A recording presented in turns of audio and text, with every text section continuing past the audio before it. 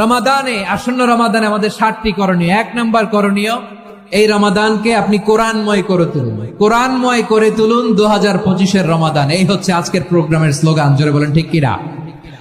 আমার প্রিয় ভাইরা, ধীরস্থির ভাবে কোরআন তেলাওয়াত করুন, তাড়াহুড়ো করে নয়।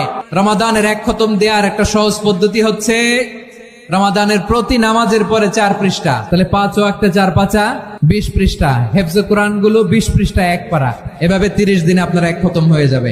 আমরা যেন তার তিলের সাথে বিশুদ্ধভাবে কোরআন তেলাওয়াত করতে পারি, আল্লাহ তৌফিক দান করুক। পড়ে না আমিন। 2 নম্বর করণীয়, ধীরস্থির ভাবে তারাবির সালাত গুলো যেন আমরা আদায় করি। তাড়াহুড়ো করবেন না, আল্লাহর ওয়াস্তে তাড়াহুড়ো করবেন না, তাহলে কোরআন আমাদের জন্য বদদোয়া করবে। তাড়াহুড়ো করবেন তারাবির নামাজে। তারাবির নামাজ সালাতুত তারাবিহ, মানে বিশ্রামের নামাজ। আর আমরা পড়ি সালাতুল কিতার, রেলগাড়ির মতো নামাজ। চিল্লায় বলেন